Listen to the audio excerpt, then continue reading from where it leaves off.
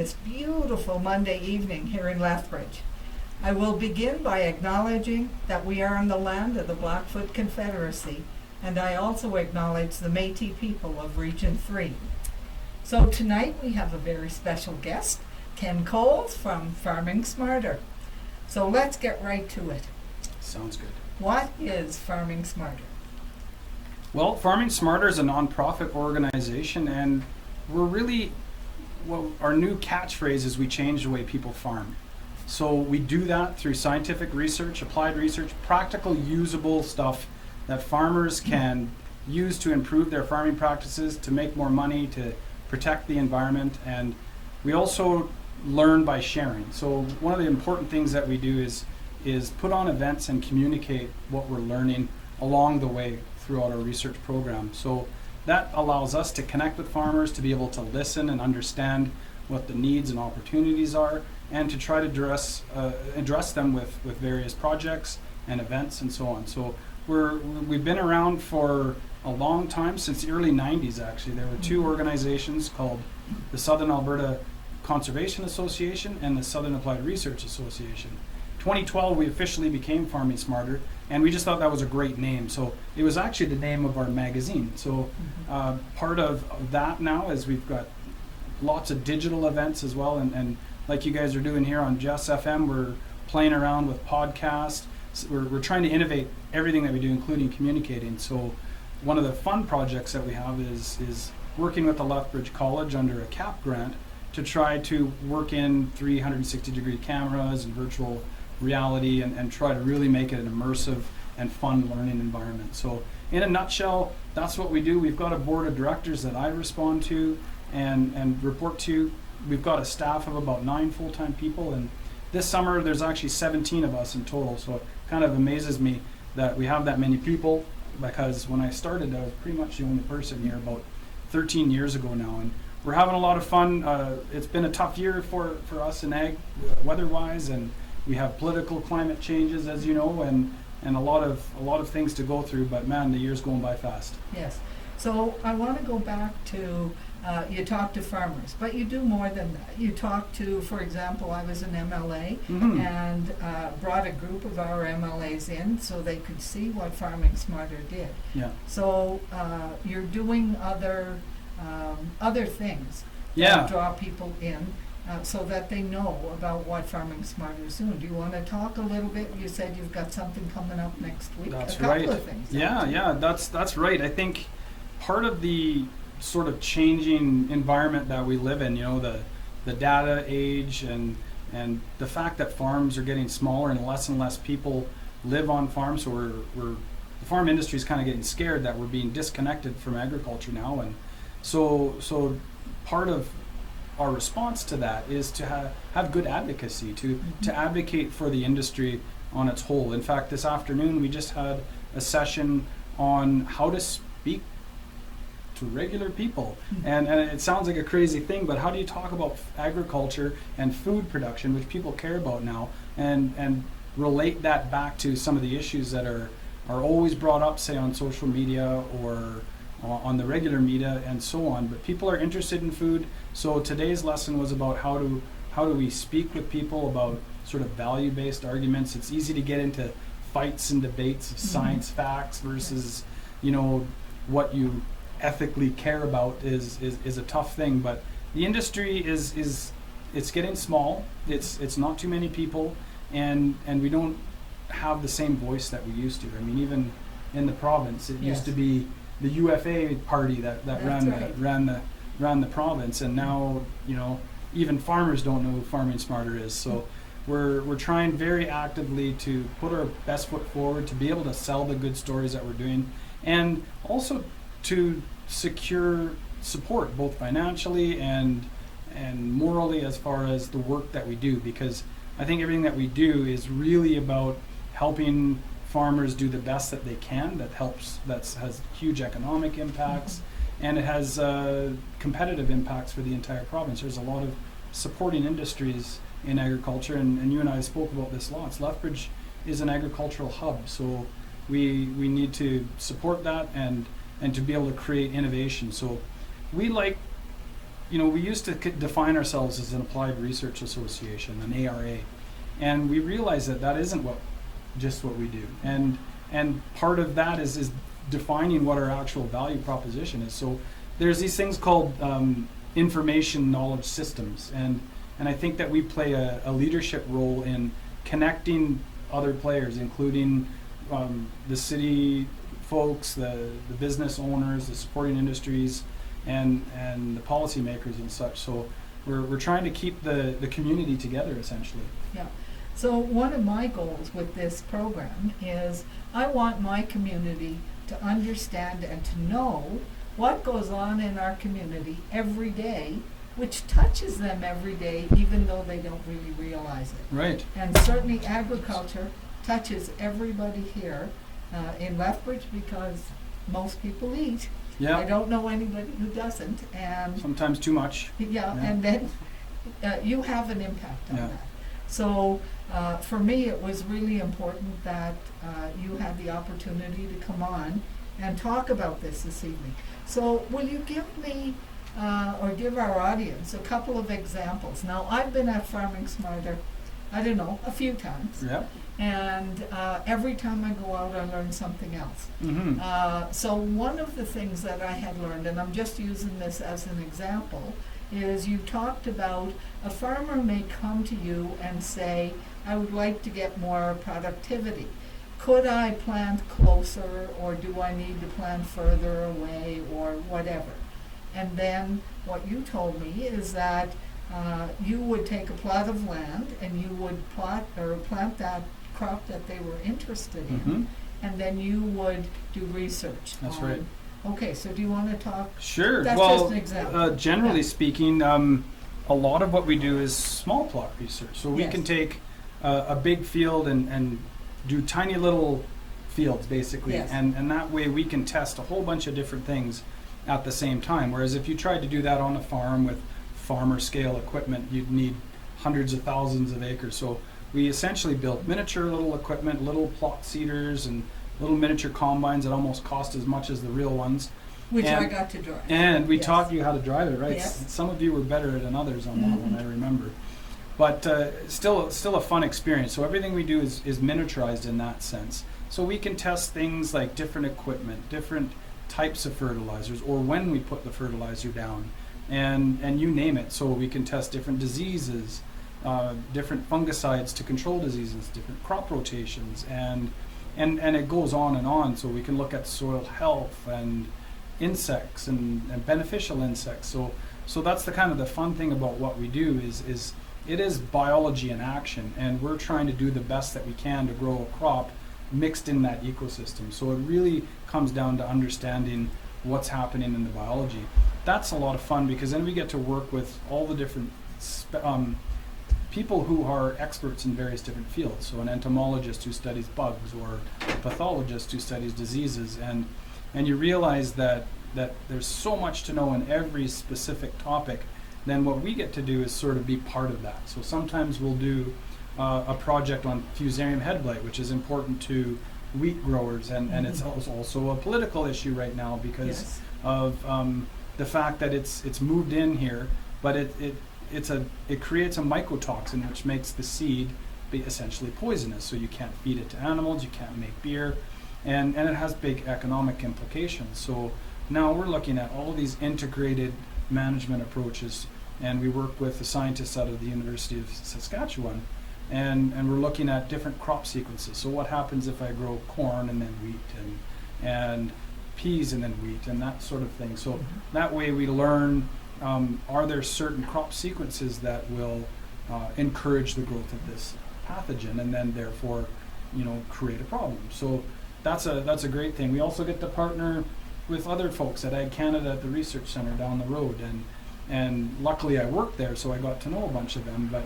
so now sometimes we can lead a project. Now farmers will come in and we've got a great idea, and we'll say, okay, well maybe you'd like to partner with us. So a scientist from Ag Canada, or across the province we work with a number of other groups, including Initech Alberta, which used to be called the Alberta Research Council, and another group up in the Peace. So now we get to do that small plot research, not just here in Lethbridge, but Mm-hmm. in other soil zones and in other geographies, and they all have different environments, and we're really trying to fine tune the agriculture. So that's kind of fun.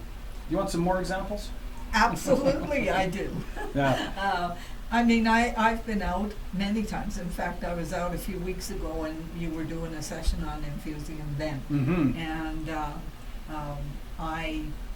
I was quite amazed when I started hearing about it, because I thought farmers just planted their crops and, you know, you rotated your crops and then You every harvest year and you move harvest on. and that's right. Yeah. So there's much more science Yeah. to it than meets the eye. There's science, there's art, there's religion, you name it. There's every aspect of any type of field you can think of actually Mhm. is part of agriculture. So it's very multidisciplinary, and because it's also biology and ecology, it's never an exact science. There's never No. rules of thumb that will hold true everywhere and every time. So we're just sort of playing with nature and trying to stay one step ahead of nature, but essentially nature adapts. So if we do something too long, for example, when I first started here, one of the main projects we had was encouraging farmers to grow pulse crops, peas and lentils,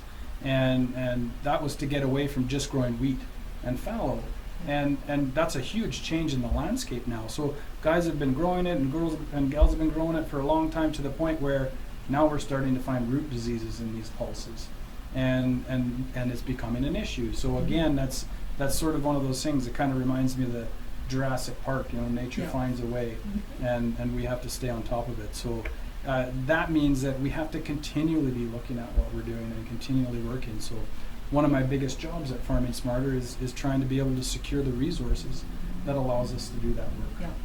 So one of my, I guess, favorite pieces of equipment, and you know what I'm going to ask you about, Mm-hmm. but it's particularly pertinent now, given the hailstorm that hit Right. Tabor Corn last week. So can you talk a little bit about the machine that you developed Yeah. to test, I guess it was resistance to hail?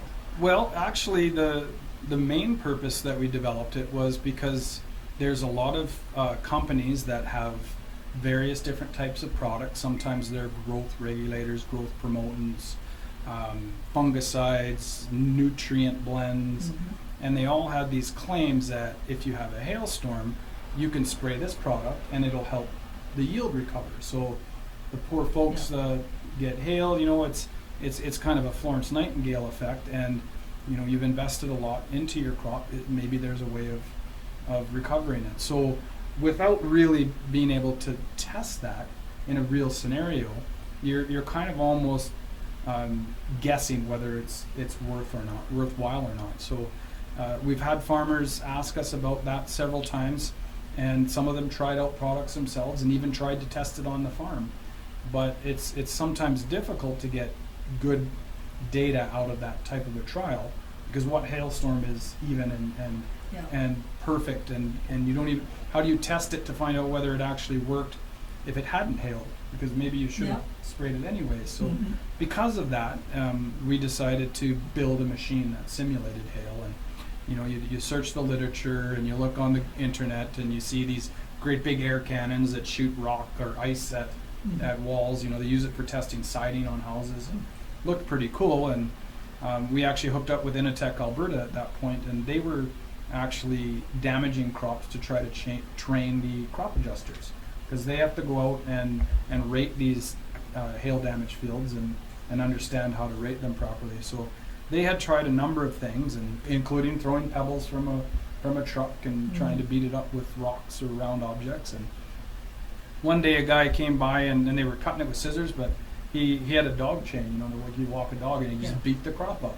And lo and behold, it looked a lot like hail damage. You know, the links on the chain are round, and so we thought, well, we're not going to reinvent the wheel, and we're too lazy to do it all by hand. And then it's hard to get it even that way. So we simply took that idea and put it on a rotating drum on the front end load of our tractor, and we were successful in creating a rather effective hail simulator machine. And we built 3 of them across the province, and we studied peas and dry beans and wheat and a little bit of work on canola. So it ended up being a pretty neat project. We learned more about how the crop stage matters more than anything. So we talk about now, if you get a hail now in August, the crop has already advanced into its reproductive stage, and there's no time or chance that that plant is really going to recover in any meaningful way. So for wheat and corn, you're out of luck. Yes. And there's really no chance of recovering it, no matter how good the product is. Yeah. But what about if it hails earlier on when the crop is smaller? So canola, for example, is a very plastic crop, and it can branch out and recover from that damage like it didn't even happen. And wheat, when it's very early before it gets too big, will also recover. It hasn't damaged that reproductive issue. So unfortunately, the main results were that most of these products didn't have a significant measurable effect. Yeah.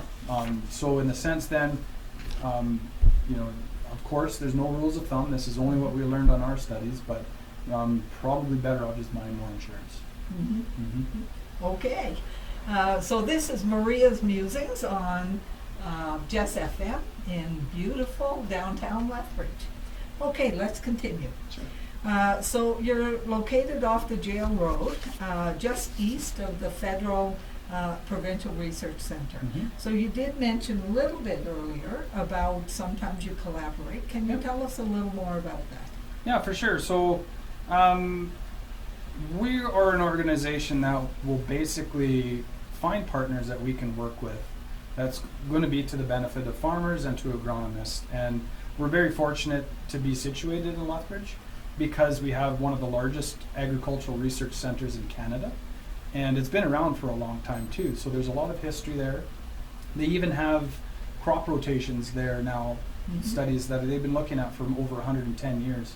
So a lot of history, a lot of expertise, and when we can and where it makes sense, we'll work together on projects, whether it's a research study or we'll help get their information out to farmers. So there's a word called extension that most people don't know about anymore, but it was really about extending information out to farmers. Because I really don't think there's any point in doing all the research if it doesn't have a practical end use. Exactly. And that's a big role we've been trying to fill. The provincial government used to cover that a lot, but as far back as mid 90s, 1995, there was significant cuts to extension support within the government. So, Farming Smarter grew a lot, I think, because of the opportunity that was there to fill the shoes of all those fine advisors that were there within the government programs. And as much as we've grown, we're still not really filling the shoes. It was such a huge support. And in a sense, agriculture's been supported for a long time. And governments, they have limited resources, have decided, you guys got to take care of yourselves a little bit. And to a certain extent it has. Industry has stepped up, they have industry agronomists, but we still feel there's a really good public role there. So helping those scientists get their information out to farmers, either by inviting them to speak at a conference or come and be part of a tour, or to work together on a project is sort of the main ways we do it. But we also have a new program that we've called Field Tested. And so I talked about how we do small plot research. Once we figure out sort of the best practices within all of those different things we get to play around with, we want to still field validate it and take it out to the farm. So there's a lot of great tools and technologies that makes that a lot easier nowadays with GPS, auto steer, and geo-reference data, which means that when the combine goes through a field, it will get a yield, so how much crop is coming off in a certain area, and then it's tagged with a GPS location. So what that does is allows us to do a lot of spatial analysis, that's geographical information systems. So we have a specialist in that field that will be able to manipulate, play the data, and essentially you can program a seeder to do a trial for you automatically. So Louis Barta is running this program, and the whole premise there is field tested. We want to validate, but also adapt, because you can learn lots of things in the lab or even in the small plots, and then take it out to a real world scenario, and you always are faced with different things. So that's kind of the premise there. In a lot of cases, I think it's a perfect situation to work with other scientists. Entomology is a great example. You cannot really do a good job studying bugs in a small plot. No. You know, so we've tried to do that. You spray out of a certain pest, and guess what? It just walks across. Yes. So to be able to test it on a larger area and do things with the data analysis that we have is another program that we're trying to grow and to add some scientific rigor to as well. Well, I know the new director out at the research center is an Alberta farm girl from right around this area. Oh, nice. Shannon Little. So Right. yeah. So in fact, I'm pretty sure that you've worked with her. I before. have, and she was at our facility this year. Excellent. Yep. So you talked about collaboration with the research Mhm. center, and you also talked a little bit about the college. Yes. Now, I've been over at the college and I've seen their aquaponics Mhm. program over there. Do you do any work with them on that kind of an agricultural project? Sure. So we've been working on building a partnership with the Lethbridge College for a number of years. In fact, our facility is on college land, Yes. so they're our landlords, and they give us shop space, and they even allowed us to put an office out there.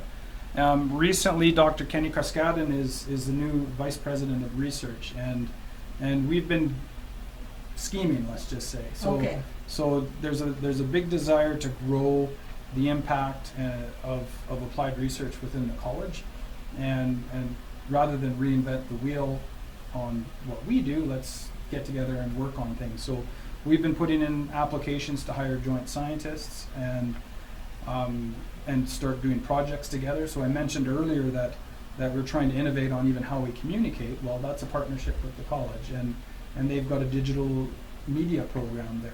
So we have an intern from that program, which allows students to come in and get experience in agriculture where they otherwise wouldn't have even realized that that's an actual career opportunity, and we've had a lot of good experiences with that. And then there's another branch where we're actually doing things like the 360 cameras, and so this year they've been coming out to our site and capturing lots of different imagery. So we've got storytelling. We're going to build storytelling with really good digital tools that are kind of exciting but also interactive. So we're thinking as a learning tool, kind of like Google Maps. You can Yes. walk around Street View and check out things and be able to experience something that's going on at our farm, even if you're halfway across the world. So we have to play into the Internet of Things for sure, and also try to make it fun. And I think that's a big part of it. So we do have a lot going on with the Lethbridge College. We're very excited about where we're headed, and hopefully we can grow an even bigger partnership. Okay, so I remember last year you had a couple of students that came from Europe, Yes. and they found Farming Smarter on the internet Mm-hmm. and put an application in. So obviously you've got worldwide appeal. Yeah, and that is kind of the fun thing about YouTube and Mhm. and all the digital things. We do find, as far as communication and extension, video is king. Is that right, Jess FM? Right? I think so. Yeah. And to be able to put together archived information is another thing. So the podcasts and the reach, like, you can also download and save, but it also is one of the hurdles for the agricultural industry, because we have really crappy internet. And as soon as you leave the city, the ability to upload and download things goes down drastically. Even myself, I live on a farm not too far from here, and the internet connectivity is bad. Even Farming Smarter, we're just like a rock's throw Out of the city, and we have really poor internet. So I think that, I'm excited about we keep hearing about this 5G thing and rural connectivity and rural internet, and I think once we get there, outside of the cities, there's going to be a whole much bigger opportunity to connect with people like never before, and to do very powerful things with the technology. So I'll have to make sure I introduce you to Peter, Yeah. because broadband was one of the projects that they worked on. Good. Yeah. Yeah. Okay, so how do you share the information you get? So we've talked a little bit about the internet and Mhm. YouTube, but we've a farmer comes and asks you to do a research project on a particular thing. Yep. So is that research just given to that farmer, Mhm. or is that research something that's shared broadly? Well, that's an evolving thing, and one that has been part of my advocacy message for years now, is that we have a desire to be a public good organization, but we don't have the financial support to do so. No. So we're being forced to, and I guess forced isn't the right word, is that we're having to evolve, and so are farmers, and so are agronomists, and people are having to recognize that, you know, information has a monetary value to it, especially information that helps you make money. Yes. And so on. However, there's also pieces of the pie that might be good, but good for the environment, for example, but it's hard to monetize. So that's, I suppose, what I consider the truly public good type work that we do. So anything that's funded by public funds, then we'll share it freely. But we're starting now to have to put together service bundles and put value added information and approaches to it. So convenience, for example. So if you get, you know, fact sheets or tidbits of information or instructional videos or virtual reality tours, for example, there's a cost associated with developing that information further, and so that it's more usable, and we have to find ways to recoup those costs. In a perfect world, we'd be fully public funded and everything would be open gates, but we're now transitioning where some of that information will require a subscription. And until we can find a way to, you know, fund a nonprofit business differently, then that's the path that we're starting to take. And I hope that it doesn't go too far in one direction, but this is a bit of a pendulum, and it depends on funding. Currently, we actually are. We did have a provincial grant that supported not just what Farming Smarter did, but 12 other groups across the province, and that grant no longer exists. So we're still in the middle of trying to revive that grant or get some sort of public support, and that is also part of why we do the public advocacy work, because you know, I think that once people realize the value of what we're doing and also the economic impact of it, that it should be supported. But we're even running into troubles with the producer commissions now, and you know, their budgets are tight, and we've got grants that used to exist to help leverage research that's also gone. So we get pushed down the priority list, right? And any external agency that's being funded, they'll usually be the first to cut. So we've lost some support from the Pulse Commission recently, and you know, there's trade issues as well that come up. So there's trade issues with India and China and Durham with Italy and all those types of things. So the commissions have a tough job, you know, also supporting research and marketing and all that sort of thing. And a regional group, you know, we got to find a way to keep ourselves stable and supported so that we can continue to do really good work. So I'm really glad you're here, so people understand the need of funding.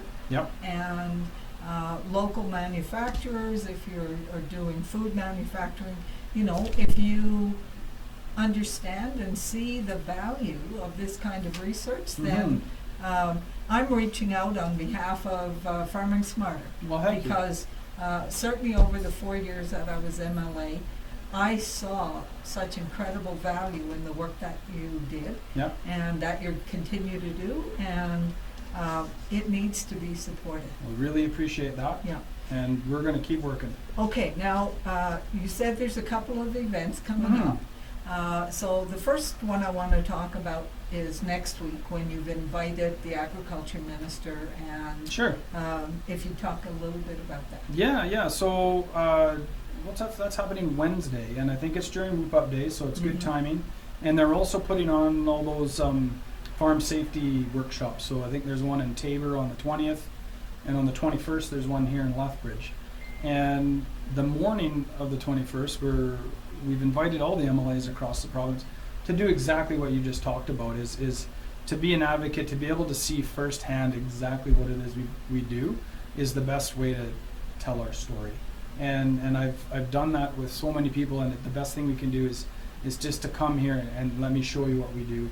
And they usually leave pretty excited and overwhelmed and enthralled, and so as long as we can get them here, then I think we can sell them. Yeah. And that's what we're going to try to do, not just with Farming Smarter, but with Farm Right, which is a provincial advocacy group for 6 other applied research groups across the province. And so they're all going to come down and hopefully bring their MLAs with them from other areas. And we get challenged with, well, are you guys working together? And that's always the thing that comes up when funding seems to be scarce, is, are you collaborating? And yeah, we are. But I also argue that good collaboration is not a cost savings mechanism. It's an investment. That's right. And it requires it requires both investment in time and in money, so that together you can do a better job, not as a way to save money. So unfortunately, our industry is fairly fragmented. We like to fight amongst ourselves within this industry. You can't get a grain farmer next to a rancher and not start a fight, and we just can't do that anymore. Yeah. And that's part of have to work together. Yeah, we have to work together as a whole, and that's why we're really hoping to have a whole bunch of MLAs from Calgary or any of the big cities to come out and literally see what's going on. And I did this with Verlin Olson a while back when he was ag minister, and it was his idea actually. He wanted to bring some city folks, and once we got them out onto the farm, they were just excited and willing to support the efforts and know that it's going to benefit even their constituencies there. So we have to do more of that, and I think it's become one of my more impactful jobs now at Farming Smarter. Whether I like it or not is another question. But Oh, you love it. You love it. Okay, so the other event that you absolutely have to talk about yeah, is Farm Days yes, this Saturday. that's this Saturday from 10 to 2. I think this is the 4th year, maybe the 5th year. I don't know. Time goes by so fast. Well, I know I've Yeah. been there for at least 3. Yeah. Yeah. So it's either 4 or 5, and it's actually a provincial initiative, and it might even be a national initiative, and it is that same premise is, why don't you open up the farms to people to come visit, and it's been varied success, but a lot of people get involved, and we decided as an organization that maybe this would be a good one for us, but I also didn't want to say we're not just opening up on a farm, we're opening up a research farm. So it's a open research farm day, and it's been a lot of fun, and it's been growing. I think we were over 350 people last year, so we're shooting for 500 people this year, and it's just an opportunity to come on a Saturday and learn some things that you probably never knew was going on in agriculture. We were always thinking, oh man, people are going to come and complain about GMOs or pesticides, and we've never had a single negative experience with it, and people, they're just curious, and it's a great way to spend some time with your family and reconnect with agriculture, but also to learn a little bit about how we study agriculture, and that it's very interesting and very complex. And man, I think there's even, like, we've had couples that are coming year after year, and they're just enjoying it as a yearly event, and we're enjoying it because we're passionate about what we do, and we love the opportunity to share that with others. So if you're interested in come on and out to our farm days, and I guarantee you'll have a good time, unless it rains, but should be good. Oh, even if Yeah. it rains, it'll just be a bit mucky. Yeah. But it is a great family event. Yeah. I was amazed at the little kids that came out, Yeah. who were so excited to look and to try out different things. And they did have a little section on bugs Yeah. where somebody had a Madagascar cockroach. Yes. Always popular. I did not touch it. You didn't? No, I did not. No. That one was pretty cool. Yes, it Yeah. was, and it was pretty cool to watch other people touch it, but Yeah. I wasn't touching it. Yeah. Well, that's what we need to do, though, is to let people touch things and, Yes. and smell things and I touched And lots of other interact, things. yeah. Yes. you Yeah. should have kissed it, because it is is it a kissing cockroach or hissing cockroach? Never Hissing, mind. hissing, yes. Anyway, it's I think it's a pretty incredible event, and as I said, it is a perfect event for young families. Mhm. And I think if you bring your kids one time, Yeah. you're going to have to come every other year Yeah. because the kids will want to come back. Well, I got in a little trouble this year. Jamie is our assistant manager and main organizer, and she's very focused on the kids, Mhm. and she wanted nothing more than for us to get a bouncy castle. But I had to turn it down this year. Maybe next year, though. Okay, All okay. Well, if there's a bouncy castle, the kids are going to want to just do that. Yeah, that's So, my concern too. Yeah. So if you're going to do it, you know, your little passport checkbook. If they check off all of the things, then they get a pass to go to the. There you bouncy go. castle. There you Yes, and they have to be Yeah. able to answer a question on those Yeah. things, right? go. We'll need to find a sponsor on that one. The reason I didn't approve it was $1,200 to rent a bouncy castle. Yes, yes. Can you believe that? So actually, I know some people that I'll talk to. All right, we'll talk because later. I may be Yeah. able to get that for you next Perfect. year. Yeah. Anyway, I am so pleased that you came. Is there anything else you want to share about Farming Smarter? Well, I think it's just that we have such we've assembled an amazing group of people, and we always get kind of caught up in the issues, and my big thing right now is we never seem to have time for anyone or anything, and we need to slow things down, and this is kind of what we do. Research is deliberately slow, and we want to make sure that we properly analyze things, but we're also innovating at the same time so that we're making the right choices and the right recommendations. But really what's exciting about Farming Smarter is the people. And they have everyone. Our group of summer students are absolutely incredible. We've got one from Nova Scotia who's a competitive lumberjack, lumberjill. We've got 2 exchange students from France, and actually this September I got invited to a wedding in France from one of my previous students, so I'm going, and that's Excellent. exciting. So we're Yeah. trading agricultural knowledge back and forth between provinces, and the group of people that we have, it will really get you excited about agriculture. So we look forward to hearing from you anytime. Okay, so everyone, this Saturday, what time does it begin? 10 o'clock. 10 o'clock. Bring your kids and head out the jail road to Farming Smarter. There will be a barbecue, and I think there's probably going to be ice cream. And Oh yeah, there's treats, Yeah. and we're going on a hay wagon tour. And, Yes. and we'll drive around and see some hemp plots, which are always a big hit. Oh, yes. Yeah. Yeah. Especially Uh, now. I don't know why now. But, I don't know either. yeah. But speaking about the hemp, it was interesting last year because somebody was down from the Fagerville. Yeah, was it in Fagerville? Inutech, Alberta. Yeah. Yeah. Dr. Jan And- Salaski was his Yeah. name. And they showed a board that is made out of hemp Hmm. that is strong enough to hold your building up. Right. So I think there's all kinds of fantastic economic things that are being Absolutely. developed. Mhm. And you need to get out there and see what's going on. And this touches you every single day. Yeah. So get out there, have a great day on Saturday. And Ken, thank you again. Thank you so much for having me. My pleasure. You'll have to be on our podcast next. Okay, All I right. will. Thanks very much. And Thanks. this is Jess FM, Maria's Musings.